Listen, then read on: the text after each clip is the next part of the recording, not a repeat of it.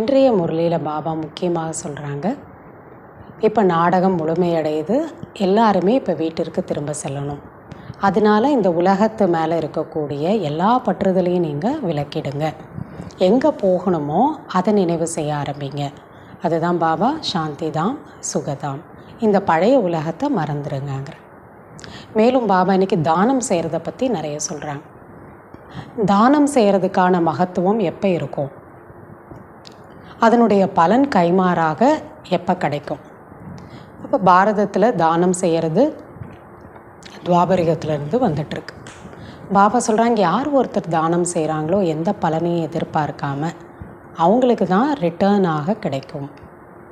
இப்போ தானம் செய்யும் பொழுது தானம் கொடுத்துட்டு திரும்ப நான் செய்கிறேன் அப்படிங்கிறத நினச்சாங்க, கொடுத்த தானத்தோட பொருளை திரும்ப அவங்க நினச்சி பார்த்தாங்க அப்படின்னா அதற்கான பலன் அவங்களுக்கு கிடைக்காது, இல்லை ரொம்ப குறைஞ்சிரும். அதனால தான் பாபா சொல்கிறாங்க, இப்போ நீங்கள் கூட பாபாவுக்கு என்னெல்லாம் நம்ம தானம் செய்கிறோமோ அதன் மீது இருக்கக்கூடிய பற்றுதலை விலக்கிடுங்க. என்னெல்லாம் உங்ககிட்ட இருக்கோ அது எல்லாமே அவரோடது, அப்படி நீங்கள் ட்ரஸ்டியாக இருங்க. அப்பொழுது தான் 21 பிறவிகளுக்கும் அதுக்கான ரிட்டர்ன் உங்களுக்கு கிடைக்கும்னு சொல்கிறேன். பாபா சொல்கிறாங்க, இப்போ மரணம் முன்னாடியே காத்துட்ருக்கு, அதனால் உங்ககிட்ட என்னெல்லாம் இருக்கோ எல்லாமே அவர்கிட்ட ட்ரான்ஸ்ஃபர் பண்ணிவிடுங்க. ஏன்னா இப்போ திரும்ப போகிறோன்னா லக்கேஜ் எல்லாம் எடுத்துகிட்டு மேலே போக முடியாது. அதனால் பாபாவோடக்கிட்ட உங்களுடைய உடலை, மனசை, உங்கள்கிட்ட இருக்கக்கூடிய பொருளை இது எல்லாத்தையும் பாபாவுக்கு ட்ரான்ஸ்ஃபர் பண்ணிவிடுங்க. அவர் பத்திரமாக திரும்ப பல மடங்காக ரிட்டர்ன் கொடுக்குறாரு. பாபா ஒருத்தர்னால மட்டும்தான் ஆரோக்கியம், செல்வம் ரெண்டுமே கொடுக்க முடியும். அப்போ தான் நம்ம சந்தோஷமாக இருக்க முடியும். பாபா சொல்கிறாங்க, ஒருத்தர்கிட்ட ஹெல்த், ஆரோக்கியம் இருக்கு, ஆனால் செல்வம் இல்லைன்னா சந்தோஷமாக இருக்க முடியாது. அப்போ இது ரெண்டையும் கொடுக்கக்கூடியவர் பாபா மட்டும்தான். இப்போ பாபா அதனால தான் சொல்கிறாங்க, இப்போ உங்கள்கிட்ட இருக்க எல்லாத்து மேலே இருக்கக்கூடிய பற்றுதலை நீங்கள் விலக்கிடுங்க. சில பேர் அப்படி கஞ்சத்தனமாக இருக்காங்க, லௌகிக்கத்தில் கூட அப்படியே பத்திரமா வச்சுருப்பாங்க, யாருக்குமே கொடுக்க மாட்டாங்க. பக்தியில் கூட தான தர்மம் எதையும் செய்ய மாட்டாங்க. ஆனால் பக்தியில் கூட சொல்லி கொடுக்கப்படுது, தான தர்மம் செய்தீங்கன்னா அடுத்த பிறவியில் பலன் கிடைக்கும்.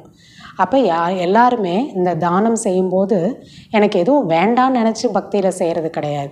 இதை நான் செஞ்சேன்னா அடுத்த பிறவியில் எனக்கு பலன் கிடைக்கும்னு சொல்லி தான் அதை செய்கிறாங்க. ஆனால் பாபா தான் எந்த பலனையும் எதிர்பார்க்காதவர். அப்போ பாபா சொல்கிறாங்க, அவங்களுக்கெல்லாம் ஒரு பிறவியில் அப்போயே அனுபவிச்சிட்றாங்க, இந்த பிறவியில் செஞ்சால் அடுத்த பிறவியில் அதனுடைய பலன். ஆனால் உங்களுக்கு 21 பிறவிகளுக்கும் ரிட்டர்ன் வருதுங்கிற. அப்போ நீங்கள் மட்டும்தான் வெறுங்கையோடு போகிறதில்ல. பாபா சொல்கிறாங்க, நீங்கள் வெறுங்கையோடு போகக்கூடாது, மற்றவங்க எல்லோரும் வெறும் கையோடு போவாங்க. அப்போ பாபா அதனால தான் நீங்கள் இப்போ உங்கள்கிட்ட என்னெல்லாம் இருக்கோ அது எல்லாத்தையுமே சேவைக்காக ஈடுபடுத்துங்க, மற்றவங்களோட நன்மைக்காக பயன்படுத்துங்க. தன்னுடைய நன்மைக்காக தான் நீங்கள் இதெல்லாம் செய்கிறீங்க, தனக்காக தான் என்னெல்லாம் செய்கிறீங்களோ தனக்காக தான் செய்கிறீங்க. பாபா ஒன்றும் சத்தியுகத்தில் வரதில்லைங்கிற. அதனால் இப்போ இருக்கிறதெல்லாம் அப்படியே வச்சுருந்தீங்கன்னா மண்ணோட மண்ணாக போயிடும். இல்லைன்னா விநாசத்தப்போ பாபா சொல்கிறாலே திருடர்கள் எடுத்துகிட்டு போயிடுவாங்க, இல்லை அப்படியே அழிஞ்சிரும். அதனால் பாபா கிட்ட அதை இன்வெஸ்ட் பண்ணுங்கன்னு சொல்கிறார். மேலும் பாபா சொல்கிறாங்க, நீங்கள் இப்போ எப்படி லௌகீக காரியங்களை, பொறுப்பு கடமைகளை செய்கிறீங்க, அதுக்கு நேரம் செலவழிக்கிறீங்க 8 மணி நேரம், அப்புறம் ஓய்வெடுங்க 8 மணி நேரம், அதுக்கப்புறமா ஞான சிந்தனை, தன்னுடைய சுய முன்னேற்றம் செய்கிறதுக்கும் டைமை செலவு பண்ணுங்கள். மேலும் ஈஸ்வரிய சேவை பண்ணுறதுக்கும் டைம் செலவு பண்ணுங்கங்கிறார். 8 மணி நேரம் எப்படி அங்கே வருமானத்தை செய்கிறாங்களோ 8 மணி நேரம் 10 மணி நேரம், அதே போல் நீங்களும் இங்கே ஈஸ்வரிய சேவை பண்ணி வருமானத்தை செஞ்சுக்கோங்க. யார் ஒருத்தருக்கு நல்ல வருமானம் கிடைக்குதோ அவங்க எவ்வளோ நேரம்னாலும் டயர்டாக மாட்டாங்க. கடையை மூடுற நேரத்தில் நல்ல கஸ்டமர் வந்தால் கூட என்ன பண்ணுவாங்களாம், வியாபாரம் பண்ணுவாங்க. ஏன்னா பிரம்மா பாபா கூட அப்படி செஞ்சுருக்கார். அப்போ அதுபோல் நீங்கள் கூட இங்கே ஈஸ்வரிய சேவை பண்ணும்போது சோம்பேறித்தனமாக இருக்கக்கூடாது, கொட்டாவி வரக்கூடாதுன்னு சொல்கிறார். அது ஞானம் முரளி கேட்கும்போதும் சரி, இல்லை சேவை யோகா பண்ணும்போதும் சரி, சேவை பண்ணும்போதும் சரி. ஏன்னா நீங்கள் அப்போ வருமானத்தை சேர்த்துட்ருக்கிறீங்க அப்படின்னு சொல்கிறார். மேலும் பக்தியில் கூட பாருங்கள், சம்பாதிக்கிறதுல ஒரு பங்கு தர்மம் செய்ய எடுத்து வச்சுருவாங்க. அதுபோல் தான் பிரம்மா பாபா கூட ஒரு அணா எடுத்து வச்சுருவாராம். அப்போ பக்தியில் கூட அப்படி செய்கிறாங்கன்னா நாம் இப்போ ஈஸ்வரிய யஜ்யத்தில் பகவான் நேரடியாக வந்திருக்காருன்னா நம்ம எவ்வளோ அதை நம்ம செய்யணுங்கிறத சொல்கிறார். மேலும் பாபா சொல்கிறாங்க, தீயதை கேட்காதீங்க, பார்க்காதீங்க. அப்படின்னா யாராவது இந்த யஜ்யத்தில் இருக்கக்கூடியவர்கள், இங்கே இருக்கக்கூடியவர்களே பிடிக்காத விஷயங்களை பேசுகிறாங்க, உங்களை ஏதாவது சொல்கிறாங்கன்னா ஒரு காதில் கேட்டு இன்னொரு காதில் விட்டுருங்க. யாரையுமே நீங்கள் பார்க்காதீங்க. பாபா சொல்கிறாங்க, தன்னை மாற்றிக்கொள்ளுங்க, அவ்வளோதான். பாபாவை மட்டும் பாருங்கள். நீங்கள் ஏன் கோச்சிக்கிட்டு சில பேர் சென்டருக்கு வராமல் போயிடுறாங்க, இவங்க என்ன இப்படி பேசுகிறாங்க, இப்படி நடந்துக்கிறாங்க, நீங்கள் ஏன் மற்றவங்கள பார்க்குறீங்கங்கிறார். யாரையுமே நீங்கள் பார்க்கக்கூடாது, தன்னுடைய முன்னேற்றத்தை தான் நீங்கள் செய்யணுங்கிறார். அப்படி யாராவது ஏதாவது சொன்னால் கூட அதை இந்த காதில் வாங்கி அந்த காதில் விட்டுருங்க. ஏன் கோபிச்சுக்கிறீங்க, பாபா கிட்டே ஏன் வராமல் போயிடுறீங்க. சில பேர் அப்படி வரதில்லை, இவங்க எப்படி இருக்காங்க, அவங்க அப்படி சொல்லிட்டாங்கன்னு. பாபா சொல்கிறாங்க, அவங்க தானே சொன்னாங்க, எங்கிட்ட ஏன் கோவிச்சுக்கிறீங்க, பகவான்கிட்ட ஏன் கோவிச்சுக்கணும். அதனால் பாபா சொல்கிறாங்க, அப்படி போனவங்க கூட திரும்ப வந்துடுறாங்க, வேற எங்கே போவாங்க, இங்கே தானே வந்தாகணுங்கிற.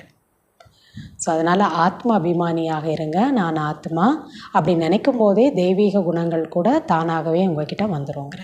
வாங்க பாபா சொல்லக்கூடிய முழுமையான முரளியை கேட்கலாம். ஓம் சாந்தி. 11/4/2025 காலை முரளி பாப்தாதா மதுபன். இனிமையான குழந்தைகளே, இப்பொழுது இந்த நாடகம் முடிவடைகிறது. நீங்கள் திரும்பி வீட்டிற்கு செல்ல வேண்டும். ஆகையால் இந்த உலகின் மீதுள்ள பற்றுதலை நீக்கிவிடுங்கள். வீட்டை மற்றும் புதிய ராஜ்யத்தை நினைவு செய்யுங்கள். கேள்வி: தானத்தின் மகத்துவம் எப்பொழுது ஏற்படுகிறது? அதற்கு கைமாறாக எந்த குழந்தைகளுக்கு பலன் கிடைக்கிறது? பதில்: தானம் கொடுத்த பொருளின் மீது பற்றுதல் இல்லாமல் இருக்கும் பொழுதுதான் அதற்கு மதிப்பு ஏற்படுகிறது.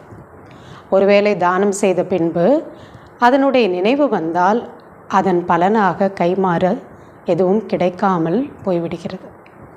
தானம் செய்வதே அடுத்த பிறவிக்காக தான். ஆகையால் இந்த பிறவியில் உங்களிடத்தில் என்னவெல்லாம் இருக்கிறதோ அதன் மீது இருக்கும் பற்றுதலை நீக்கிவிடுங்கள். ட்ரஸ்டியாக இருந்து பாதுகாக்கலாம். இங்கு நீங்கள் எந்த விஷயத்தையும் ஈஸ்வரிய சேவைக்காக பயன்படுத்துகிறீர்களோ, மருத்துவமனை அல்லது கல்லூரி திறக்கிறீர்களோ, அதன் மூலம் பலருக்கும் நன்மை ஏற்படுகிறது.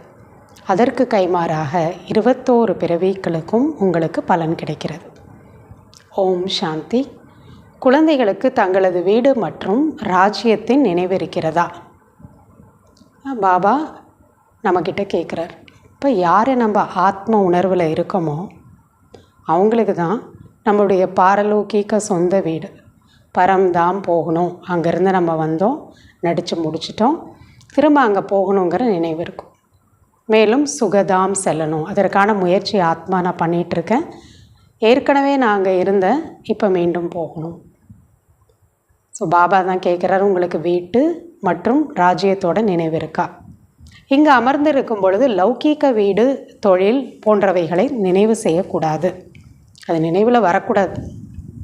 இப்போ மதுபனில் வந்திருக்கோம், இல்லை சென்டரில் வந்திருக்கோம், இப்போ லௌகீக எல்லா விஷயங்கள்லேருந்து மனசை விலக்கின் நம்ம அங்கே போயிட்டும் லௌகீக வீடு, வேலை, பிஸ்னஸ்ஸு இதெல்லாம் நினைவுக்கு வரக்கூடாது. தனது வீட்டின் நினைவு மட்டுமே வர வேண்டும். இங்கே வந்தால் நம்ம ஆத்மா நம்ம வீட்டிற்கு போகிறதுக்கு ரெடி ஆகணும். இப்பொழுது இந்த பழைய உலகத்திலிருந்து புதிய உலகத்திற்கு திரும்பி செல்ல வேண்டும். இந்த பழைய உலகம் அழிந்து போய்விடும். இந்த உலகம் என்பது போக போகுது அப்படின்னா நம்ம இதிலிருந்து கிளம்ப போகிறோன்னா எங்கே போய் சேரணுமோ அதுதான் நமக்கு நினைவில் இருக்கும். அனைத்தும் நெருப்பில் அர்ப்பணமாகிவிடும். எதையெல்லாம் இந்த கண்களில் நாம் பார்க்கின்றோமோ, உற்றார் உறவினர்கள் போன்ற அனைத்துமே அழிந்துவிடும். பொருளாகட்டும் இல்லை சொந்த பந்தங்களாகட்டும், எல்லா சரீரமும் அழிஞ்சிடும். இந்த உலகத்தோட எல்லா சாதனம் பொருட்களும் அழிஞ்சிடும். இந்த ஞானத்தை தந்தை தான் ஆத்மாக்களுக்கு புரிய வைக்கின்றார். இப்போ அழியக்கூடிய எந்த பொருள் மேலும் நம்ம மனசை ஈடுபடுத்தக்கூடாதுங்கிறார். குழந்தைகளே, இப்பொழுது வீட்டிற்கு திரும்ப செல்ல வேண்டும். நாடகம் முடிவடைகிறது. இப்போ எந்த டைமில் அவர் கூட சொல்கிறாரு, இந்த நாடகம் முடிய போகுது, அந்த டைமில் தான் நமக்கு இதை பற்றி பாபா புரிய வைக்கிறார். நீங்கள் திரும்பி போகணும், அந்த நேரம் வந்துருச்சு, இது மேலே இருக்கக்கூடிய எல்லா பற்றையும் விலக்கிடுங்க, ஏன்னா நீங்கள் இப்போ நடிப்பு முடிஞ்சு வீட்டுக்கு திரும்பணும். குழந்தைகளே, இப்பொழுது திரும்பி வீட்டிற்கு, தனது உண்மையான வீட்டிற்கு செல்ல வேண்டும். நாடகம் முடிவடைகிறது. இது 5000 வருடத்திற்கான சக்கரமாகும். 5000 வருஷம் நீங்கள் நடித்து முடிச்சிட்டீங்க. உலகம் இருக்க தான் செய்கிறது, ஆனால் இது சுற்றுவதற்கு 5000 ஆண்டுகள் ஏற்படுகிறது. உலகம் மாறி மாறி என்ன ஆகிட்டு இருக்குது, யுகங்கள் மாறி மாறி வருது, சுற்றுகிறது. எத்தனை ஆத்மாக்கள் இருக்கிறார்களோ அனைவருமே திரும்பி செல்ல வேண்டும். இந்த பழைய உலகமே அழிந்துவிடும். எல்லாரும் பரம்தான் போகும். பாபா ஒவ்வொரு விஷயத்தையும் மிக நன்றாக புரிய வைக்கிறார். சத்தியுகத்தில் வந்த ஆத்மாவும் திரும்ப போகணும், கலியுகத்தில் வந்த ஆத்மாவும் திரும்ப போகணும். சிலர் மிக கருமிகளாக இருக்கின்றனர். தனது சொத்துக்களை வீணாக்கி அப்படியே அமர்ந்திருப்பர். பக்தி மார்க்கத்தில் தானம் புண்ணியம் செய்வார்கள் அல்லவா. சில பேர் தன்கிட்ட இருக்கிறத எதுக்குமே கொடுக்க மாட்டாங்க. கோயில் குளத்திற்கு, தர்ம காரியத்துக்கு எதுவுமே செலவு பண்ண மாட்டாங்க. அப்போ அது அப்படியே மண்ணோட மண்ணாக போயிடுது. சிலர் தர்மசாலையை உருவாக்குகிறார்கள், சிலர் மருத்துவமனையை உருவாக்குகிறார்கள். இதன் பலன் அடுத்த பிறவியில் கிடைக்கும் என்று நம்புகின்றனர். எந்த ஆசையும் இன்றி விடுபட்ட நிலையிலிருந்து யாரும் செய்வது கிடையாது. நம்ம ஒன்று செய்தோனாலே அவங்களுக்கு எனக்கு இந்த பலன் கிடைக்கும் அப்படின்னு தெரிஞ்சதுன்னா அதை செய்வாங்க. எந்த பலனையும் எதிர்பார்க்காம செய்கிறதுங்கிறது இல்லை. தானம் செய்கிறதுல கூட பலனை நாம் எதிர்பார்ப்பது கிடையாது என்று பலர் கூறுகின்றனர். ஆனால் அப்படி இல்லை. அவசியம் பலன் கிடைக்கும். அவங்க எதிர்பார்க்காட்டி கூட பலன் கிடைக்கும். கர்மாவோட பலன் கிடைக்க தான் போதும். யாரிடமிருந்தாவது செல்வம் இருப்பதாக வைத்துக்கொள்ளுங்கள். அதை அவர்கள் தர்மமாக கொடுத்து விட்டார் என்றால், நல்ல காரியத்தில் ஈடுபடுத்துகிறார்னா அடுத்த பிறவியில் அவருக்கு கிடைக்கும் என்று அவரது புத்தியில் கண்டிப்பாக இருக்கும். இதை நம்ம ஒரு நல்ல காரியத்துக்கு பயன்படுத்துகிறோன்னா அடுத்த பிறவியில் நம்ம நல்லா இருப்போம், இது நமக்கு ரிட்டர்ன் கிடைக்கும்னு அவருக்கு புத்தியில் தெரிஞ்சிருக்கும். ஒருவேளை இது என்னுடையது என்று பற்றுதலோடு நினைத்து விட்டால் பிறகு அங்கு கிடைக்காமல் போய்விடும். அதே என்னோடது நான் தான் அனுபவிப்பேன்னு வச்சாங்கன்னா பலன் கிடைக்காது. தானம் செய்வதே அடுத்த பிறவிக்காக தான். அடுத்த பிறவிலையும் நான் நல்லா இருக்கணுங்கிறவங்க தான் தான தர்மம் செய்வாங்க. அடுத்த பிறவியில் கிடைக்கும் எனும் பொழுது ஏன் இந்த பிறவியில் பற்றுதல் வைக்கிறீர்கள்? நம்ம கொடுத்தோன்னா அடுத்த பிறவியில் கிடைக்க போகுது. அப்போ என்னோடதுன்னு ஏன் நம்ம பற்று வைக்கணும்? பற்றுதலை நீக்குவதற்காகவே ட்ரஸ்டியாக ஆக்குகின்றார். இப்போ பாபாவும் நம்மளை சொல்கிறார், இப்போ என்னெல்லாம் யஜ்யத்தில் நீங்கள் உங்களோட உடலை, மனதை, பொருளை ஈடுபடுத்துகிறீங்களோ அதனோட பலன் உங்களுக்கு கிடைக்க போகுது. அப்போ என்னோடதுன்னு ஏன் அது மேலே நீங்கள் பற்று வைக்கிறீங்க? ட்ரஸ்டியாக இருந்துங்க, பார்த்துக்கோங்க. யாராவது செல்வந்தர்கள் வீட்டில் பிறக்கின்றார்கள் என்றால் அவர் நல்ல காரியம் செய்திருக்க வேண்டும் என்று கூறுகின்றனர். யாராவது நல்ல பெரிய பணக்காரங்க வீட்டில் போய் குழந்தை பிறக்குதுன்னா ரொம்ப அதிர்ஷ்டசாலி, ஏதோ பெரிய புண்ணியம் செஞ்சுருக்கணும் அப்படின்னு சொல்கிறாங்க. சிலர் ராஜா ராணி இடத்தில் பிறப்பு எடுக்கின்றனர், ஏனென்றால் புண்ணியம் செய்திருப்பார். அப்போ பெரிய வீட்டுக்கு போய் சந்தோஷமாக இருக்கிறாங்க, செல்வந்தர்களாக இருக்காங்கன்னா அந்தளவுக்கு அவங்க நல்ல புண்ணிய காரியம், தான தர்மம் செய்திருக்கணும். ஆனால் அது அல்ப காலத்திற்கான ஒரு பிறவிக்கான விஷயம். இது லௌகீகத்தில் சொல்லப்படுது. இப்பொழுது நீங்கள் இந்த படிப்பை படிக்கிறீர்கள். இந்த படிப்பின் மூலம் நாம் இவ்வாறாக ஆக வேண்டும் என்பதை நீங்கள் அறிவீர்கள். இப்போ நம்ம படிக்கிறோன்னா இப்படி ஆக போகிறோம். அதே போல் இங்கே நம்ம என்ன தானம் செய்கிறோமோ, பாபாவோட யஜ்யத்தில் ஈடுபடுத்துகிறோமோ, அது ஒரு பிறவிக்கு இல்லை, பல பிறவிகளுக்கும் அதனுடைய பலன் நமக்கு வருது. இந்த படிப்பின் மூலம் தெய்வீக குணங்களையும் தாரணை செய்ய வேண்டும். இங்கே யார் தானம் செய்கிறார்களோ அவர் மூலமாக ஆன்மீக பல்கலைக்கழகம், மருத்துவமனை திறக்கிறீர்கள். இங்கே யார் தன்னோட பொருளை பாபாவோட யஜ்யத்தில் ஈடுபடுத்துகிறாங்களோ அதை வச்சு பாபாவோட சென்டர், அதுதான் யூனிவர்சிட்டின்னு சொல்கிறோம், இல்லை ஹாஸ்பிட்டல்னு சொல்கிறோம், அதெல்லாம் திறக்கப்படுது. தானம் செய்கிறீர்கள் என்றால் பிறகு அதன் மீது இருக்கும் பற்றுதலையும் நீக்கிவிட வேண்டும். இது என்னோடது, நான் தான் செஞ்சேன் அப்படிங்கிற நினைவு நமக்கு வரக்கூடாது. செஞ்சிட்டோன்னா அதன் மீது இருக்கக்கூடிய பற்றுதல் போயிடணும். அது உடலாக இருந்தாலும் சரி, மனதாக இல்லை பொருளாக இருந்தாலும் சரி. அதற்கான பலன் எதிர்கால 21 பிறவிகளுக்காக தந்தையிடமிருந்து நாம் அடைவோம் என்பதை நீங்கள் அறிவீர்கள். நம்ம கண்டிப்பாக கிடைக்க போகுது நம்ம செய்கிறது. இந்த தந்தை கட்டிடம் போன்றவற்றை உருவாக்குகிறார். இவைகளெல்லாம் நிரந்தரமாக இருக்க போவது அல்ல. இல்லை என்றால் இவ்வளவு குழந்தைகள் எங்கே இருப்பார்கள்? இதெல்லாம் இருக்க போகிறதில்ல தான். ஆனாலும் இப்போ இருக்க குழந்தைங்களுக்கு தேவை தானே, அவங்களாம் எங்கே இருப்பாங்க? அப்போ இவ்வளோ மதுபன், இவ்வளோ பில்டிங்லாம் கட்ட தான் தேவையாக இருக்குது. குழந்தைங்க வர்றதுக்கு, புருஷார்த்தம் பண்ணுறதுக்கு, பாபாவை சந்திக்கிறதுக்கெல்லாம் கட்டினாங்க. அனைவருமே சிவபாபாவிற்கு கொடுக்கின்றனர். செல்வந்தர்கள் அவர் தான். எல்லாரும் பாபாவுக்கு தான் கொடுக்குறோம், நாம் எந்த மனிதர்களுக்கு கிடையாது. இவர் மூலமாக தான் இதனை சேவிக்கின்றார். யார் மூலமாக? பிரம்மா மூலமாக. சிவபாபா ராஜ்யம் செய்வது கிடையாது, பாபா சத்தியுகத்துக்கு வருவதும் கிடையாது. சுயம் வள்ளலாக இருக்கின்றார். எல்லா பலனும் பல கோடி மடங்கு ரிட்டர்ன் கொடுக்குறாரு. அதே நம்ம செய்கிறதும் நம்ம தான் அனுபவிக்கிறோம். அவருக்கு எதன் மீது பற்றுதல் இருக்கும்? அவருக்கு எது மேலேயாவது இருக்குமா? இல்லை. மரணம் எதிரிலேயே இருக்கின்றது என்று தந்தை ஸ்ரீமத் கொடுக்கின்றார். உங்களோட மரணம் எதிரிலே இருக்குது, ரொம்ப சீக்கிரமாக இருக்கிறதெல்லாம் எவ்வளோ முடியுதோ அதை உடல், மனம், பொருள் எல்லாத்தையும் யஜ்யத்தில் ஈடுபடுத்துங்க. ஈஸ்வரிய சேவையில் மற்றவங்களோட நன்மைக்காக பயன்படுத்துங்க. முன்பு நீங்கள் யாருக்காவது கொடுத்தீர்கள் என்றால் அங்கு மரணத்திற்கான விஷயம் கிடையாது. இப்பொழுது பாபா வந்திருக்கின்றார், உங்களை பழைய உலகமே அழிந்துவிடும் என்று கூறுகிறார். இந்த பதீத்த உலகை அழிப்பதற்காகவே நான் வந்திருக்கின்றேன் என்று தந்தை கூறுகின்றார். முன்னாடி நம்ம ஏதாவது தான தர்மம் செய்கிறோம் அப்படின்னா அப்படியெல்லாம் நினைக்க மாட்டோம். நாம் மரணம் முன்னாடியே இருக்குது அதனால சீக்கிரமாக கொடுக்கணும் அப்படின்லாம் நினைக்க மாட்டோம். கொடுத்தோன்னா அடுத்த பிறவியில் கிடைக்கும்னு நினைப்போம். ஆனால் இப்போ நம்ம புரிஞ்சுக்கணும், உண்மையிலே மரணம் முன்னாடியே இருக்குது. என்கிட்ட இருக்கிறது எதுவுமே வேஸ்ட் ஆகக்கூடாது. என்கிட்ட இருக்கக்கூடிய என்னெல்லாம் எனக்கு இப்போ இருக்கோ, அது உடலாக இருக்கட்டும், பொருளாக இருக்கட்டும், எல்லாத்தையுமே நான் பயனுள்ளதாக ஆக்கணும். இல்லாட்டி இது எல்லாமே வேஸ்ட் ஆகிடும் புரிஞ்சுக்கிட்டு இப்போ நீங்கள் செய்கிறீங்கங்கிற இந்த ருத்ர யஜ்யத்தில் முழு பழைய உலகம் ஸ்வாகா ஆகிவிடும். யாரெல்லாம் தனது எதிர்காலத்தை உருவாக்கி கொள்கிறார்களோ அது எதிர்காலத்தில் அவர்களுக்கு ரிட்டர்ன் கிடைக்கும். எல்லாரும் தன்கிட்ட இருக்கக்கூடியதை யாரெல்லாம் பயன்படுத்துகிறாங்களோ அவங்களுக்கு எல்லாமே ரிட்டர்ன் எதிர்காலத்தில் கிடைக்கும். இல்லை என்றால் இங்கேயே அனைத்தும் அழிந்து போய்விடும். சும்மாவே நம்ம வச்சிட்ருக்கோம், உடலை நல்ல காரியத்தில் பயன்படுத்தலை, சேவையில் ஈடுபடுத்தலை, நம்ம புத்தியை பாபாவோட சேவையில் ஈடுபடுத்தலை, இல்லை நம்ம ஒரு பொருள் நம்மக்கிட்ட என்ன இருக்கோ அதை ஈஸ்வரிய காரியத்தில் ஈடுபடுத்தலைன்னா அது அப்படியே தான் இருந்து அழிஞ்சிடும். அதை இன்வெஸ்ட் பண்ணோம் பாபா கிட்டனா பல மடங்காக ரிட்டர்ன் கிடைக்கும். யாராவது இல்லை என்றால் யாராவது அதை எடுத்துக்கொண்டு சென்று விடுவார்கள் இல்லையா? கடைசி காலத்தில் என்ன சொல்லுவார் பாபா, அவ்வளோதான், திருடர்கள்லாம் எடுத்துகிட்டு போயிடுவாங்க நீங்கள் அப்படியே வச்சுருந்தீங்கன்னா. இன்றைய காலத்தில் கடனும் கொடுக்கிறார்கள், விநாசமாகும் பொழுது யாருக்கும் எதுவும் கொடுக்க முடியாமல் போய்விடும். தங்கிட்ட இருக்கிறத மற்றவங்களுக்கு கடனாக கூட கொடுக்குறாங்க. ஆனால் விநாச டைமில் யாருக்கு என்ன கொடுக்க முடியும்? கடனாக கூட யாருக்கும் கொடுக்க முடியாது, அப்படியே அழிஞ்சிடும். எல்லாம் அப்படியே இருந்துவிடும். இன்று நன்றாக இருக்கின்றனர், நாளை திவாலாகி விடுகின்றனர். யாருக்கு என்ன நிலைமை எப்போ வரும்னு சொல்ல முடியாதுங்கிறார். இன்றைக்கி அவ்வளோ நல்ல கோடீஸ்வரனாக இருக்காங்க, நாளைக்கு எல்லாமே நஷ்டமாயிடுது. யாருக்கும் எந்த செல்வமும் கிடைக்கப் போவது கிடையாது. யாருக்காவது கடன் கொடுக்கிறார் என்றால் அவர் இறந்து விட்டால் பிறகு யார் திருப்பி கொடுப்பார்? இல்லை, இந்த பிறவியில் கூட யாருக்காவது கடன் கொடுக்குறீங்க, திரும்பி வாங்க முடியுமா? சொல்ல முடியாது. இல்லை அவர் இறந்துட்டார்னா அவ்வளவுதான். ஆனால் பாபா கொடுக்கறது எதுவுமே அப்படி கிடையாது. பல பிறவிக்கான ரிட்டர்ன் நமக்கு சர்டைனாக கண்டிப்பாக கிடைக்கும். அவர் யாருக்கும் எந்த செல்வமும் கிடைக்கப் போவது கிடையாது.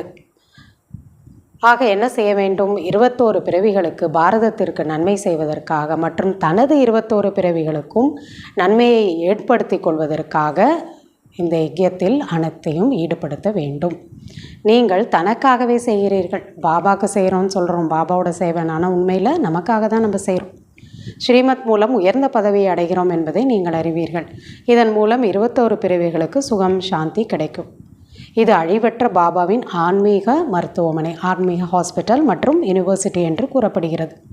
இதன் மூலம் ஆரோக்கியம், செல்வம் மற்றும் மகிழ்ச்சி கிடைக்கிறது. இல்லையா? ஒரு ஹாஸ்பிட்டல் கட்டினா எவ்வளோ பேருக்கு ஆரோக்கியம். அதுபோல் பாபாவோட சென்டருக்கு வர ஒவ்வொரு ஆத்மாவும் ஆத்மா என்ன ஆகிடுறாங்க? ஆரோக்கியமாக ஆகிடுறாங்க. இது படிக்கக்கூடிய இடம், அதனால் இது யூனிவர்சிட்டியாகவும் இருக்குது. சிலருக்கு ஆரோக்கியம் இருக்கிறது, செல்வம் இல்லை என்றால் மகிழ்ச்சியாக இருக்க முடியாது. பாபா தான் சொல்கிறாங்க, ஆரோக்கியமும் இருக்கணும், செல்வமும் இருக்கணும், அப்போ தான் சந்தோஷமாக இருக்க முடியும். ஆரோக்கியம் இருக்குது, பணம் இல்லைன்னா அப்போயும் சந்தோஷம் இருக்காது. இரண்டும் இருக்கும் பொழுது தான் மகிழ்ச்சியாக இருக்க முடியும். பாபா தான் ஹெல்த், வெல்த், ஹாப்பினஸ் மூணுமே கொடுக்குறார்.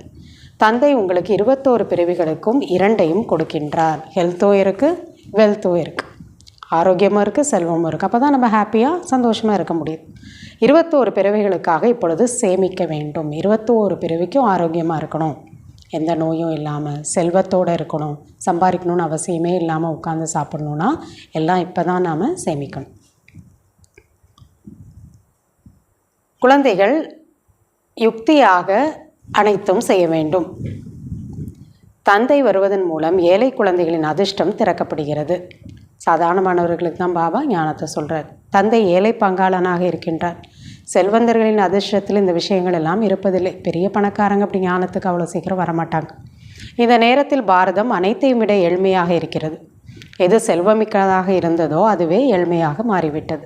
இந்த நேரத்தில் அனைவரும் பாவ ஆத்மாக்களாக இருக்கின்றனர். எங்கு புண்ணிய ஆத்மாக்கள் இருக்கிறார்களோ அங்கு பாவ ஆத்மாக்கள் ஒருவர் கூட கிடையாது. சத்தியுகத்தில் ஒருத்தர் கூட பாவ ஆத்மா இல்லை. அது சத்தியுகம், சதோ பிரதானமான இடம். இது கலியுகம், தமோ பிரதானமான யுகம்.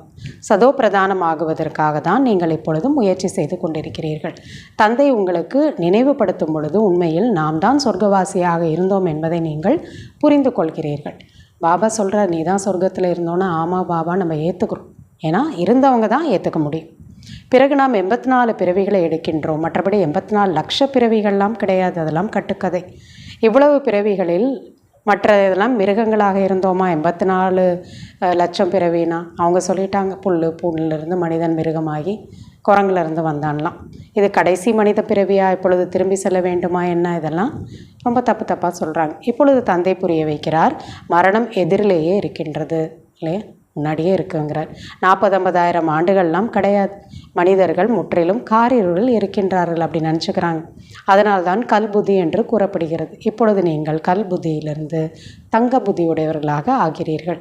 இந்த விஷயங்களை சன்னியாசி போன்றவர்கள் கூற முடியாது. திரும்பி செல்ல வேண்டும் என்று இப்பொழுது தந்தை தான் உங்களுக்கு நினைவுபடுத்துகிறார். வீட்டுக்கு திரும்ப போகணும்னு அவர் தான் மகாகாலேஸ்வர் கூட்டிகிட்டு போக நான் வந்திருக்கேன்னு சொல்கிறார். எவ்வளோ முடியுமோ தனது பெட்டி படுக்கைகளை மாற்றம் செய்து விடுங்கள், ட்ரான்ஸ்ஃபர் பண்ணிவிடுங்க. இங்கே இருக்கிறதெல்லாம் அவர்கிட்ட கொடுத்துருங்க, அவர் திரும்ப கொடுத்துருவார். நான் லக்கேஜோடு மேலே போக முடியாது. என்னெல்லாம் இருக்கோ பாபா கிட்ட கொடுத்துருங்க, திரும்ப அவர் நல்லதாக்கி அதை ரிட்டர்ன் பண்ணுவார். இவை அனைத்தையும் எடுத்துக்கொள்ளுங்கள் பாபா, இதெல்லாமே உன்னோடது அப்படின்னு அவர்கிட்ட கொடுத்துருங்க. நாங்கள் சத்தியுகத்தில் 21 பிறவிகளுக்கு உங்களிடமிருந்து எடுத்துக்கொள்வோம் இல்லையா, ரிட்டர்ன் திரும்ப பண்ணிட்டார். இப்போ கொடுத்தீங்கன்னா பத்திரமா அதை நல்லதாக்கி திரும்ப ரிட்டர்ன் பண்ணுறார். அது உடலாகட்டும், மனசு, பொருள் எல்லாத்தையும். இந்த பிரம்மா பாபா தானம் புண்ணியம் செய்து வந்தார். மிகுந்த ஆர்வம் இருந்தது பக்தியில். வியாபாரிகள் 2 பைசா தானத்திற்கு என்று எடுத்து வைத்திருப்பார். வியாபாரிகள் கூட சம்பாதிக்கிறதுல கொஞ்சம் பங்கு நல்ல காரியத்துக்கு ஈடுபடுத்துவாங்க. பாபா ஒரு அணா எடுத்து வைப்பார். யார் வந்தாலும் வெறும் கையுடன் சென்று விடக்கூடாது, யார் கேட்டாலும் கொடுப்பார். இப்பொழுது பகவான் எதிரில் வந்திருக்கின்றார், இது யாருக்கும் தெரியாது இல்லையா. அப்போ மனிதர்களுக்கே தானம் செய்கிறாங்க, சம்பாதிக்கிறதுல கொஞ்சத்தை எடுத்து வச்சு கொடுக்குறாங்கன்னா இப்போ பகவானே வந்திருக்கார். இது யாருக்கும் தெரியாது. மனிதர்கள் தானம் புண்ணியம் செய்து இறந்து விட்டார்கள் என்றால் பிறகு என்ன கிடைக்கும்? தூய்மையாக ஆவது கிடையாது. என்ன தானம் புண்ணியம் செய்தாலும் சரி, இறந்துட்டாங்கன்னா அடுத்த பிறவியில் உடனே தூய்மையாயிடுவாங்கன்னு கிடையாது. பாவங்கள்லாம் அப்படியே தான் இருக்கும், விகாரங்களும் அப்படியே தான் இருக்கும். ஆனால் இங்கே பாபா கிட்ட கொடுக்கும்போது எல்லாத்தையும் தூய்மையாக்கி கொடுக்குறார். உடலை தூய்மையாக்கி கொடுக்குறார், மனசையும் தூய்மையாக்கி கொடுக்குறாரு, பொருளையும் புண்ணியமானதாக ஆக்கி கொடுக்குறார். தந்தையிடத்தில் அன்பு செலுத்துவது கிடையாது. யாதவர்கள் மற்றும் கௌரவர்கள் விநாசகால விபரீத புத்தியுடையவர்கள் என்று பாபா புரிய வைக்கிறார். எல்லாருக்கும் கடவுள் மேலே அன்பு இருக்கிறதில்ல, பாண்டவர்களுக்கு மட்டும்தான். கௌரவர்களும் யாதவர்களும் அப்படி தான் இருப்பாங்க, விபரீத புத்தியாக. பாண்டவர்கள் விநாச காலத்தில் அன்பான புத்தியுடையவர்கள். இப்போ தான் நாம் கூட அன்பான புத்தியுடையவர்களாக ஆயிருக்கும். ஐரோப்பியர்கள் அனைவரும் யாதவர்கள் ஆவார். யாரெல்லாம் சயின்டிஸ்ட் நிறையா இருக்கிறாங்களோ அந்த இடத்த சொல்கிறார். அவர்கள் அணுகுண்டு போன்றவைகளை தயார் செய்து கொண்டிருக்கின்றனர். சாஸ்திரங்களில் கூட என்னென்ன விஷயங்களை எழுதி வைத்து விட்டனர் இல்லையா. அந்த ஒரு வயிற்றில் அந்த ஒரு இரும்பு கம்பியெல்லாம் குத்தினதெல்லாம் காமிச்சிருக்காங்க. நாடகப்படி இரும்பு கம்பி வந்ததாக காட்டுறாங்க. நாடகப்படி பல சாஸ்திரங்கள் உருவாக்கப்பட்டிருக்கின்றன. இதில் தூண்டுதலுக்கான எந்த விஷயமும் கிடையாது. தூண்டுதல் என்றால் சிந்தனை, அந்த புத்தியில் அப்படி டச் ஆச்சு, அப்படி கிடையாது. ஆக தந்தை தூண்டுதல் மூலம் படிப்பை கற்பிப்பது கிடையாது. இவரும் ஒரு வியாபாரியாக இருந்தார், நல்ல பெயருடையவராக, எல்லாருக்கிட்டையும் நல்ல பெயரோடு இருந்தார். இதெல்லாம் தந்தை புரிய வைக்கிறார். அனைவரும் மரியாதை கொடுத்தனர் பிரம்மா பாபாவுக்கு. தந்தை பிரவேசமானார். பிறகு இவர் எவ்வளவு திட்டு வாங்க ஆரம்பித்து விட்டார். ராஜாலாம் கூட அப்படி எந்திரிச்சு நின்று வரவேற்பாங்களாம்.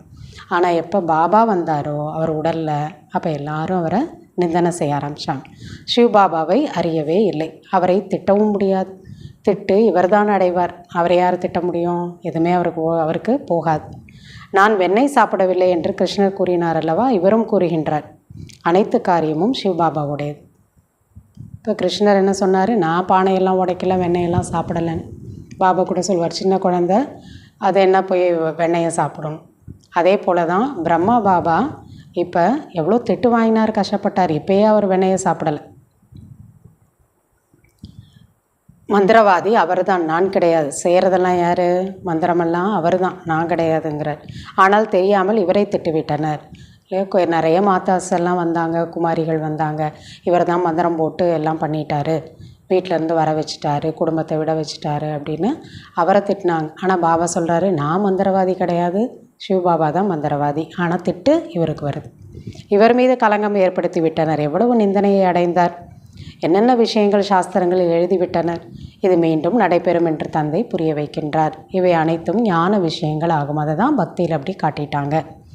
எந்த மனிதனும் இதை செய்ய முடியாது. பிரிட்டிஷ் அரசாங்கத்தின் ராஜ்யத்தின் பொழுது யாரிடத்திலாவது இவ்வளவு கன்னிகைகள் தாய்மார்கள் அமர்ந்து விட்டால் யார் என்ன செய்ய முடியும்? யாரும் எதுவும் செய்ய முடியாது. சிலரது உறவினர்கள் வந்தார்கள் என்றாலும் திருப்பி அனுப்பிவிட்டனர். அவர்களுக்கு புரிய வைத்து அனுப்புங்கள் என்று பாபா கூறினார். பாபா சொல்கிறாங்க, பிரிட்டிஷோட காலத்தில் அந்த டைமில் கூட யாரும் அவங்கள எந்த கேள்வியும் கேட்க முடியாது. அப்போ அதே போல் தான் பாபா கிட்டே வராங்க அப்படின்னா கூட யார் என்ன கேட்க முடியும்? அப்படி யாராவது தேடி வந்தால் கூட பாபா அவங்களுக்கு புரிய வச்சு அனுப்ப சொன்னார். நான் வேண்டாம் என்று கூறுவது கிடையாது. யாராவது கூட்டிகிட்டு போகிறேன்னு சொன்னால் சரி கூட்டிகிட்டு போங்க, நான் வேண்டான்னு யாரையும் சொல்லலை. ஆனால் அவர்கள் தைரியமற்றவர்களாக இருந்தனர். தந்தையின் சக்தி இருந்ததல்லவா, எதுவும் புதிதல்ல. சில பேர் அப்படி இருந்தாங்க. என்ன பண்ணுறது, வீட்டில் திட்டுறாங்க, வீட்டில் ரொம்ப தொந்தரவு கொடுக்குறாங்க, கூப்பிடுறாங்க அப்படின்னா சிலர் அப்படியே தங்கிட்டாங்க, சிலர் போயிட்டாங்க. யாருக்கு தைரியம் இல்லையோ அவங்க போயிட்டாங்க. ஏன்னா பாபாவோட சக்தி அங்கே இருந்தது. எதுவுமே புதிதல்ல, இதெல்லாமே மீண்டும் நடக்கும். பாபா கிட்ட சண்டை போட்டாங்க, அப்படி சிலரை குமாரிகள் தாய்மார்களை அப்படியே கட்டாயப்படுத்தி கூட்டிகிட்டு போயிட்டாங்க, தைரியம் இல்லாதவர்களை. இதெல்லாம் புதிது கிடையாது, மீண்டும் நடக்கும். திட்டும் வாங்க வேண்டி இருக்கும் இல்லை? இப்படியெல்லாம் குடும்பத்தில் இருந்து பிரிச்சுட்டாங்க, இவர் மந்திரம் போட்டார் அப்படின்லாம் சொல்லி திட்ட தான் செய்வாங்க. இதெல்லாம் நாடகத்தில் இருக்குது. திரௌபதிக்கான விஷயமாகும். இவர்கள் அனைவரும் திரௌபதி மற்றும் துக்ஷாசனர்கள் ஆவார்கள். திரௌபதினா யாரெல்லாம் மாதர்கள் குமாரிகள் இருந்தாங்களோ அவங்களாம் திரௌபதிகள். அவங்கள விகாரத்திலேருந்து விலகி தூய்மையாக இருக்க விரும்பினாங்க. ஆனால் விடாமல் அந்த இருக்கக்கூடிய கணவன்மார்களோ இல்லை அவங்களுடைய பெற்றோர்களோ அவங்கள கட்டாயப்படுத்தி துன்புறுத்தினாங்க. அதனால் அவங்களாம் துக்ஷாசன். ஒருவருக்கான விஷயம் கிடையாது. அதனால் ஒரே ஒரு துரியோதனை சொல்ல முடியாது. சாஸ்திரங்களில் கதையெல்லாம் எழுதியது யார்? இதுவும் நாடகத்தின் பாகமாகும் என்று தந்தை கூறுகிறார். ஆத்மாவின் ஞானம் யாரிடத்திலும் கிடையாது. முற்றிலும் தேக அபிமானத்தில் இருக்கிறார்கள். ஆத்ம அபிமானி ஆவதில் முயற்சி என்பது இருக்கிறது. ராவணன் முழுமையாக தலைகீழாக உங்களை ஆக்கிவிட்டார். இப்பொழுது தந்தை நேராக்குகிறார். நம்மளை தலைகீழாக தொங்க விட்டுட்டார் ராவணன். எதெல்லாம் தப்போ விகாரமோ அதெல்லாம் தான் நம்ம ரைட்டுன்னு செஞ்சுட்டு இருந்தோம். இப்போ பாபா நம்மளை நேராக்கியிருக்காரு. ஆத்ம அபிமானி ஆவதின் மூலம் இயற்கையாகவே இந்த நினைவு இருக்கும். அதாவது நான் ஆத்மா, இந்த உடலானது நடிப்பதற்கான ஒரு கருவியாகும். ஒரு வாத்திய கருவி. எப்படி ஒரு மியூசிக் வாசிக்கிறதுக்கு ஒரு கருவி வேணும், அது போல தான் இந்த உடலும். இந்த நினைவு இருந்தால் தெய்வீக குணங்களும் கொண்டே இருக்கும். நான் ஆத்மா நினச்சாலே ஆத்மாவோட குணங்கள் வெளிப்படும். நீங்கள் யாருக்கும் துக்கம் கொடுக்க முடியாது. பாரதத்தில் தான் இந்த லக்ஷ்மி நாராயணோட ராஜ்யம் இருந்தது. 5000 ஆண்டிற்கான விஷயம். ஒருவேளை யாராவது 1,00,000 ஆண்டுகள் என்று கூறுகிறார்கள் என்றால் காரிருளில் இருக்கின்றனர் என்று அர்த்தம். நாடகப்படி எப்பொழுது நேரம் முடிவடைகிறதோ அப்பொழுது தந்தை மீண்டும் வருகின்றார். எனது ஸ்ரீமத் படி நடங்கள் என்று இப்பொழுது கூறுகின்றார். மரணம் எதிரிலே இருக்கின்றது. உள்ளுக்குள் எந்த ஆசையெல்லாம் இருக்கின்றனவோ அவைகள் நிறைவேறாமல் இருந்துவிடும். இப்போ அந்தளவுக்கு டைம் இல்லைங்கிறார். அவசியம் இறந்தே ஆக வேண்டும். ஆசை இருந்தால் உள்ளே அப்படியே இருக்க வேண்டிதான். மரணம் ரொம்ப சீக்கிரமாக வரப்போகுது. அதனால் பாபா சொல்கிறாங்க அப்புறம் அப்படியே இறந்துருவாங்க. இது அதே மகாபாரத யுத்தமாக இருக்கிறது. எந்த அளவிற்கு தனக்கு நன்மை செய்து கொள்ள முடியுமோ அவ்வளவு நல்லதாகும். இப்போ தனக்காக எவ்வளவு நல்லது செஞ்சுக்க முடியுமோ செஞ்சுக்கோங்க.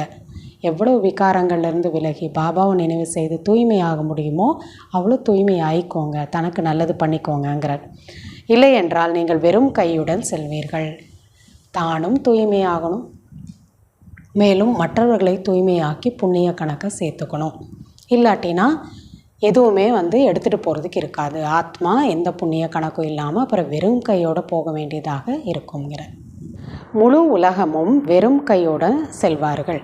எல்லா ஆத்மாக்கிட்டேயும் எந்த ஒரு சேவிங்ஸும் இருக்காது. வெறும் கையோடு தான் செல்வாங்க. பக்தியில் செய்கிறதெல்லாம் ஒன்றும் கிடையாது. அடுத்த பிறவிலே அனுபவித்து முடிச்சிருவாங்க. ஆனால் முழு கல்பத்திற்கான சேமிப்பை பாபா சொல்கிறாங்க நீங்கள் மட்டும்தான் நிரப்பிட்டு போகிறீங்க. 2500 வருஷம் சொர்க்கத்தோட ஆஸ்தி, இதையும் நீங்கள் எடுத்துகிட்டு போகிறீங்க. முழு கல்பத்திற்கான ஒரு பிராப்தியும் எடுத்துகிட்டு போகிறீங்க. அவங்கெல்லாம் அப்பப்போ செஞ்சதை அடுத்த பிறவியிலே முடிச்சிருவாங்க. அவ்வளோதான், வெறுங்கையோடு போவாங்க. நீங்கள் மட்டுமே நிறந்த கைகளோடு செல்வீர்கள், செல்வந்தர்களாக ஆவீர்கள். இதை புரிந்து கொள்வதற்காக விசாலமான புத்தி தேவை. எத்தனை தர்மத்தினுடைய மனிதர்கள் இருக்கின்றார்கள். ஒருவரின் செயல் போன்று மற்றவருடையது இருப்பது கிடையாது. அனைவரின் தோற்றமும் தனித்தனியானது. எவ்வளவு தோற்றங்கள் இருக்கின்றது. இப்போ இந்தியாவிலே பார்த்தோன்னா ஒவ்வொரு ஸ்டேட்டுக்கும் ஒவ்வொரு முகம் இருக்குது. தமிழர்கள்லாம் தனியாக இருக்காங்க. அடுத்து கொஞ்சம் தாண்டி போயிட்டு நார்த்துக்கு போனோன்னா அங்கே இருக்கக்கூடிய மனிதர்கள் அவங்களுடைய முகம் தனியாக இருக்கிறாங்க. இப்படி தனித்தனியாக முகமானது இருக்குது. அதே போல் தான் ஒவ்வொரு தர்மத்தை சேர்ந்தவங்களுக்கு கூட பார்த்தா கண்டுபிடிச்சிடலாம் இவங்க முஸ்லீமு, கிறிஸ்டியன், ஹிந்துன்னு. இப்படி தோற்றங்கள் கூட அப்படி இருக்குது. இவை அனைத்தும் நாடகத்தில் பதிவாகியிருக்கிறது. இதெல்லாம் யார் டிசைன் பண்ணதுன்னா யாரும் கிடையாது. நாடகத்தில் அப்படியெல்லாம் இருக்குது. ஆச்சரியமான விஷயங்களாக இருக்கின்றதல்லவா. இப்பொழுது தந்தை கூறுகின்றார், தன்னை ஆத்மா என்று புரிந்து கொள்ளுங்கள். நாம் ஆத்மாக்கள் 84 பிறவி சக்கரத்தில் நடித்தோம். மோட்சம் என்பதை அடைய முடியாது. இந்த நாடகத்தின் நடிகர்களாகிய நாம் இதிலிருந்து விடுபட முடியாது. அப்படியே தான் திரும்ப திரும்ப நடிக்கணுமே தவிர மோட்சத்தை அடைய முடியாது. பிறகு முயற்சிப்பது வீணாகும். எவ்வளோ பேர் சாது சன்னியாசிகள், அவ்வளோ மகாமண்டலேஸ்வரன் சொல்கிறவங்கெல்லாம் இதை புரிஞ்சுக்காம தான் மோட்சம் அடையணும் முயற்சி பண்ணுறாங்க. தந்தை கூறுகின்றார், நாடகத்திலிருந்து யாராவது வெளியேறி விடுவது அல்லது யாராவது கூடுதலாக சேர்ப்பது இதெல்லாம் முடியாத காரியம். எல்லாருக்கும் ஃபிக்ஸடாக இருக்க நடிப்பு. அதிலேருந்து ஒதுங்கவும் முடியாது, புதுசாக ஆட் ஆகவும் முடியாது. இவ்வளவு ஞானமும் முழுமையாக அனைவருடைய புத்தியிலும் இருக்க முடியாது. முழு நாளும் இந்த ஞானத்தை சிந்தித்து கொண்டே இருக்க வேண்டும். முக்கியமான விஷயம், 1 மணி நேரம், அரை மணி நேரம் இதையெல்லாம் நினைவு செய்யுங்கள். பிறகு அதை அதிகப்படுத்தி கொண்டே செல்லுங்கள். 8 மணி நேரம் ஸ்தூல சேவையும் செய்யுங்கள். ஓய்வு எடுங்கள். 8 மணி நேரம் ஸ்தூல லௌகீக காரியம் என்ன இருக்கோ அதெல்லாம் செய்யுங்க. ஞான சிந்தனை செய்யுங்க. அதுக்கப்புறம் ஓய்வெடுங்க. இந்த ஆன்மீக அரசாங்க சேவைக்கும் நேரம் கொடுங்கள். இந்த பாபாவோட சேவை, ஈஸ்வரிய சேவை செய்கிறதுக்கும் நேரத்தை எடுத்துக்கோங்க. நீங்கள் உங்களுக்காக சேவை செய்கிறீர்கள். தனக்காக தான் தான் பண்ணுறீங்க, தன்னுடைய பிராப்திக்காக. இது முக்கியமான விஷயமாகும். நினைவு யாத்திரையில் இருங்கள். மற்றபடி ஞானத்தின் மூலம் உயர்ந்த பதவியை அடைய வேண்டும். பாபா சொல்கிறாங்க, புரிஞ்சுக்கிட்டு இது போல் லௌகீகத்துக்கும் டைம் செலவு பண்ணுங்கள், அலௌகீக சேவைக்கும் டைம் செலவு பண்ணுங்கள், ஓய்வும் எடுத்துக்கோங்க. அதே போல் பாபா சொல்கிறாங்க, சுய முன்னேற்றத்துக்கும் டைம் எடுத்துக்கோங்க, ஞான சிந்தனை பண்ணுங்கள். இதெல்லாம் பிரித்து செய்யுங்க உயர்ந்த நிலையை அடையிறதுக்குங்கிற. தனது நினைவிற்கான முழு சார்ட் வைங்க. எவ்வளோ நேரம் நம்ம பாபாவை நினைக்க முடியும். ஞானம் எளிதானது. ஞானம் புரிஞ்சுக்கிறதுக்கு ரொம்ப ஈஸி. ஆனால் யோகா பண்ணுறதுக்கு ரொம்ப அட்டென்ஷன் கொடுக்கணும். நான் மனித சிருஷ்டியின் விதையாக இருக்கின்றேன். இதனுடைய முதல் இடைக்கடையை நான் அறிவேன் என்று தந்தை கூறுகிறார். நாமும் பாபாவின் குழந்தைகளாக இருக்கின்றோம். இந்த சக்கரம் எப்படி சுற்றுகிறது என்பதை பாபா புரிய வைத்திருக்கின்றார். அந்த வருமானத்திற்காக 8 மணி நேரம் 10 மணி நேரம் கொடுக்கிறீர்கள் அல்லவா. நல்ல வாடிக்கையாளர்கள் வந்துவிட்டால் இரவில் கூட தூக்கம் கொட்டாவி வருவதில்லை. பாபா சொல்கிறாங்க, சம்பாதிக்கணுன்னா தூக்கத்தை பார்க்காம சாப்பிடாம எப்படியெல்லாம் சம்பாதிக்கிறாங்க உலகத்தில். நல்ல கஸ்டமர் வந்துட்டாங்க அப்படின்னா கடையை மூடுற நேரத்தில் கூட திறந்து இரவில் கூட தூக்கம் இல்லாமல் வியாபாரம் செய்கிறாங்க, சந்தோஷமாக செய்கிறாங்க. கொட்டாவி வருகிறது என்றால் இவர் களைப்பாக இருக்கிறார் என்று புரிந்து கொள்ள வேண்டும். அப்போ ஆனால் இங்கே பாபா சொல்கிறாங்க, இங்கே சோம்பேறியாக இருக்கிறீங்க, கொட்டாவி வருது கிளாஸ் கேட்கும்போது, இல்லை சேவை பண்ண முடியல, சோம்பேறியாக இருக்குது அப்படின்னா பாபா சொல்கிறாங்க, அப்போ நீங்கள் புரிஞ்சுக்கோங்க, அவர் ரொம்ப டயர்டாக இருக்கிறார், ஆத்மா டயர்டாக இருக்குது. வருமானம் சம்பாதிக்கிறவங்களுக்கு டயர்ட்னஸ் எல்லாம் ஓடி போயிடுங்கிறார். புண்ணிய கணக்கு சேர்த்தா ஓடி போயிடும். புத்தி எங்கேயாவது வெளியில் சுற்றி கொண்டே இருக்கிறது. பாபா சொல்கிறாங்க, அப்போ அவங்க புத்தி இங்கே இல்லை. சென்டரில் கூட மிகுந்த எச்சரிக்கையுடன் இருக்க வேண்டும். எந்த குழந்தைகள் மற்றவர்களை பற்றி சிந்திக்காமல் தனது படிப்பிலேயே மூழ்கி இருக்கிறார்களோ அவர்களுக்கு முன்னேற்றம் சதா ஏற்பட்டு கொண்டே இருக்கும். இவங்க இப்படி, அவங்க என்ன பண்ணுறாங்க, அவங்க முயற்சி பண்ணுறாங்களா இல்லையா, அவங்க அமிர்த வேலை எந்திரிக்கிறாங்களா, அவங்க ஸ்ரீமத்தை கடைப்பிடிக்கிறாங்களா, இதெல்லாம் நம்ம மற்றவங்களை சிந்தனை பண்ண வேண்டாங்கிறார் பாபா. தன்னுடைய ஒரு முயற்சியை நீங்கள் செய்துகிட்டே போங்க. பாபா சொல்கிறாங்க, அவங்க ரொம்ப ஃபாஸ்ட்டாக முன்னேறிடுவாங்க. நீங்கள் மற்றவர்களை பற்றி சிந்தித்து தனது பதவியை குறைத்து கொள்ளக்கூடாது. இவங்க ஏன் இப்படி பண்ணுறதில்ல, இவங்க ஏன் இதை ஸ்ரீமத்தை கடைப்பிடிக்கல, இதெல்லாம் யோசித்து தன்னோட பதவியை குறைச்சிக்காதீங்க. தீயவைகளை கேட்காதீர்கள், தீயவைகளை பார்க்காதீர்கள். ஏதாவது நல்ல வார்த்தைகளை பேசவில்லை என்றால் ஒரு காதில் கேட்டு மற்றொன்றில் நீக்கி விடுங்கள். எதுக்கு 2 காது கொடுத்துருக்காங்க? பேசுகிறது பிடிக்கலைன்னா ஒரு காதில் கேளுங்க, இன்னொரு காதில் விட்டுருங்க. அதை ஏன் சிந்தனை பண்ணுறீங்க? எப்பொழுதும் தன்னையே பார்க்க வேண்டும். தன் மேலே கவனம் வச்சு தன்னோட முயற்சி பண்ணுங்க. அப்படின்னா அவங்க என்ன சொல்கிறாங்கன்னு முயற்சி பண்ணாதீங்க. நான் இப்போ இதை கேட்கக்கூடாது, இது தேவையில்லை அப்படின்னு தன் மேலே கவனம் வச்சு மாற்றிக்கோங்க. மற்றவர்களை பார்க்கக்கூடாது. தனது படிப்பை விட்டு விடக்கூடாது. மற்றவங்க இப்படி பண்ணுறாங்க அப்படி பண்ணுறாங்க, இவங்க இத்தனை வருஷம் இருக்கிறாங்க ஆனாலும் இப்படி நடந்துக்கிறாங்கலாம் மற்றவங்கள பார்த்தோன்னா நம்ம படிப்பை விட்டு போயிடும். அதனால் பாபா சொல்கிறாங்க, அப்படியெல்லாம் மற்றவங்கள பார்த்து படிப்பை விட்டு போயிடாதீங்க. பலர் இவ்வாறு கோபித்து கொள்கின்றனர், வருவதை நிறுத்தி விடுகின்றனர். சில பேர் கோச்சிக்கிறாங்க, இவங்க என்ன இப்படி சொல்கிறாங்க, இப்படி பேசுகிறாங்க, அதை இந்த காதில் வாங்கி அந்த காதில் விட்டுருங்க, பாபா என்ன சொல்கிறாரோ அதை கேளுங்க. சிலர் கோவிச்சுட்டு போயிடுறாங்கன்னு சொல்கிறார். பிறகு மீண்டும் வந்து விடுகின்றனர். எங்கே போவாங்க? மீண்டும் வராங்க. வரவில்லை என்றால் பிறகு எங்கே செல்வார்கள்? பள்ளிக்கூடம் ஒன்று தான் இருக்கிறது, வரதுக்கான இடம் இது ஒன்று தான். தனது கால்களில் சம்மட்டியால் அடித்து கொள்ளக்கூடாது. தானே தன்னோட காலில் புண்ணாயை ஏற்படுத்திக்கக்கூடாது. நீங்கள் தனது படிப்பில் மூழ்கி இருங்கள், யாரையும் பார்க்காதீங்க, யார் சொல்கிறதையும் கேட்டு மனசை பாதிச்சுக்காதீங்க. பாபா என்ன சொல்கிறாரு, அவரை பாருங்கள், அவர் சொல்லக்கூடிய விஷயத்தை கேளுங்க, அவ்வளவுதான். தன்னோட படிப்பில் மூழ்கிருங்க, மிகுந்த குஷியோடு இருங்கள். பகவான் கற்பிக்கிறாரு, டெய்லி படிச்சுட்ருக்கோம், எனக்காக உயர்ந்த நிலையை அடையிறதுக்கு எவ்வளோ சொல்லி கொடுக்குறாரு, அந்த குஷியோடு இருங்க. பகவான் கற்பிக்கின்றார் என்றால் பிறகு என்ன வேண்டும்? டீச்சராக அவரே இருக்கார், வேறு என்ன வேணும்? பகவான் நமக்கு தந்தையாக, ஆசிரியராக, சத்குருவாக இருக்கின்றார். மூணுமாக இருந்து நம்மளை முன்னேற்றுறார். அவரிடமிருந்தான் மட்டும்தான் புத்தி யோகம் வைக்கப்படுகிறது. வேறு யாரையுமே நம்ம பார்க்கக்கூடாது, நினைக்கக்கூடாது. புத்தி யோகம் அவர்கிட்ட தான். அவர் தான் முழு உலகின் நம்பர் 1 நாயகன் ஆவார். அவர் தான் நம்பர் 1 ஹீரோ. அவர் உங்களை நம்பர் 1 உலகத்திற்கு எஜமானராக ஆக்குகின்றார். தந்தை கூறுகின்றார், உங்களது ஆத்மா மிகவும் பத்தீத்தமாக இருக்கின்றது. அவருக்கு தெரியுது, பார்க்கும்போது பறக்க முடியாமல் இருக்கிறது, சிறகு துண்டிக்கப்பட்டு இருக்கிறது. ராவணன் அனைத்து ஆத்மாக்களின் சிறகையும் துண்டித்து விட்டார். என்னை தவிர வேறு யாரும் பாவனம் உங்களை ஆக்க முடியாது என்று சிவபாபா கூறுகிறார். அனைத்து நடிகர்களும் இங்கு இருக்கின்றனர். மக்கள் தொகை அதிகரித்து கொண்டே இருக்கின்றது. திரும்பி யாருமே செல்ல முடியாது. மக்கள் தொகை அதிகமாக தான் மேலேருந்து வந்துக்கிட்டே இருக்காங்க. ஆனால் இங்கேருந்து யாரும் மேலே திரும்பி போகலை. ஏன்னா பாபா வந்து தான் கூட்டிகிட்டு போகணும். அச்சா, இனிமேலும் இனிமையான காணாமல் போய் கண்டெடுக்கப்பட்ட செல்ல குழந்தைகளுக்கு தாயும் தந்தையுமான பாப்தாதாவின் அன்பு நினைவுகள் மற்றும் காலை வணக்கம். ஆன்மீக குழந்தைகளுக்கு ஆன்மீக தந்தையின் அன்பு நினைவுகள் மற்றும் நமஸ்காரம். ஆன்மீக தந்தைக்கு ஆன்மீக குழந்தைகளின் நமஸ்காரம். தாரணைக்கான முக்கிய சாரம், முதலாவது பாயிண்ட்டு, சுய சிந்தனை மற்றும் படிப்பில் மூழ்கி இருக்க வேண்டும். மற்றவர்களை பார்க்கக்கூடாது. ஒருவேளை யாராவது நல்லதை பேசவில்லை என்றால் ஒரு காதில் கேட்டு மற்றொரு காதில் வெளியேற்றி விட வேண்டும். கோபித்து கொண்டு படிப்பை விட்டுவிடக்கூடாது. இரண்டாவது பாயிண்ட்டு, உயிருடன் இருக்கும் பொழுதே அனைத்தையும் தானம் செய்து தனது பற்றுதலை நீக்கிவிட வேண்டும். முழுமையாக கொடுத்துவிட்டு ட்ரஸ்டியாக லேசாக இருக்க வேண்டும். ஆத்ம அபிமானியாக அனைத்து தெய்வீக குணங்களையும் தாரணை செய்ய வேண்டும்.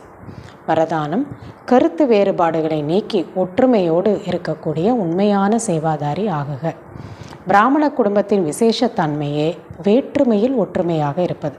எல்லாரும் தனித்தனி ஆத்மா தான், தனித்தனி சம்ஸ்காரம், ஆனாலும் நம்ம ஒற்றுமையாக இருப்பது.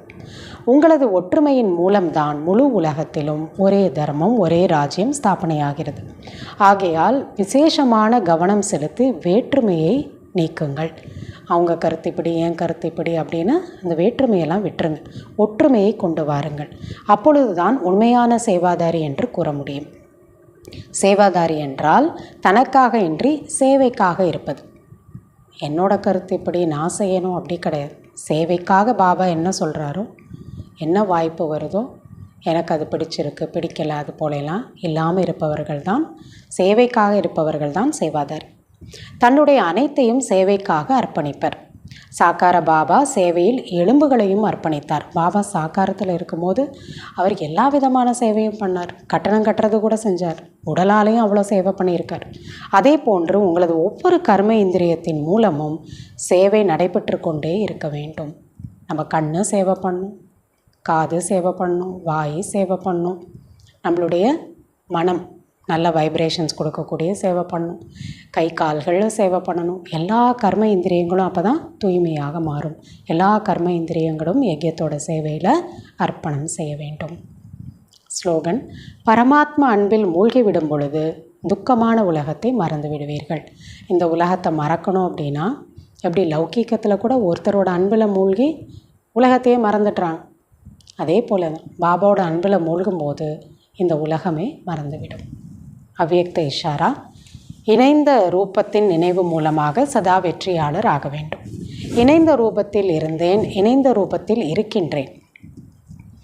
நாம் ஏற்கனவே ஆத்மா பரமாத்மா இணைந்த ரூபத்தில் தான் பரம்தாமத்தில் இருந்தோம், இப்பயும் இருக்கும். இணைந்த ரூபத்தில் இருப்பேன். மேலும் நான் அப்படி தான் எதிர்காலத்திலையும் இருக்க போகிறேன். பாஸ்ட், ப்ரெசன்ட், ஃப்யூச்சர் எல்லாமே அவரோட தான்.